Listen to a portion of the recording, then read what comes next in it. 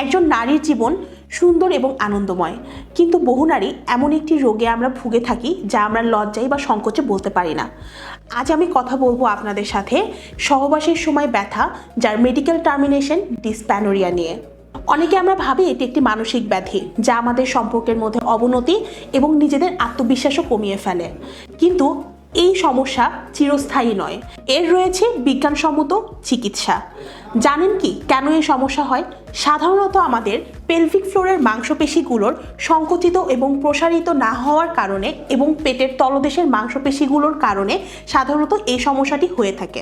সহবাসের সময় পেলভিক ফ্লোরের মাংসপেশিগুলো শিথিল এবং প্রসারণের প্রয়োজন হয়, কিন্তু যে কোনো কারণে আঘাত বা স্ট্রেস বা যে কোনো ট্রমার কারণে দেখা যায় মাংসপেশিগুলো তার স্বাভাবিক শিথিল এবং প্রসারণের কাজগুলো করতে পারছে না। তখন মাংসপেশির এই টান কারণে ব্যথা অনুভব হয়ে থাকে।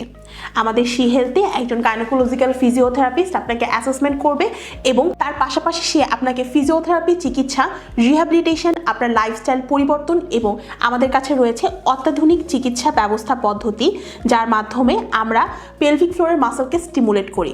এই জন্য আমরা ব্যবহার করে থাকি পেলভিক ফ্লোর মাসল স্টিমুলেটর। এই ধরনের সংবেদনশীল চিকিৎসায় ফিজিওথেরাপি অনেক গুরুত্বপূর্ণ ভূমিকা পালন করে। তার পাশাপাশি আমাদের কাছে রয়েছে পেলভিক ফ্লোর স্টিমুলেটর, যার মাধ্যমে পেলভিক ফ্লোরে 30 মিনিটে 11 থেকে 12,000 স্টিমুলেশন পৌঁছানোর মাধ্যমে রোগীর পেলভিক ফ্লোরের মাংসপেশিগুলো স্বাভাবিক ছন্দে ফিরিয়ে আসে এবং তার দৈনন্দিন জীবনের যে কার্যকারিতা সে হারিয়ে ফেলেছিল সেটা পুনরায় ব্যাক পায়। যদি আপনারা এই ধরনের কোনো সমস্যায় ভুক্তভোগী হন, তাহলে আপনারা চলে আসতে পারেন সি হেলথে।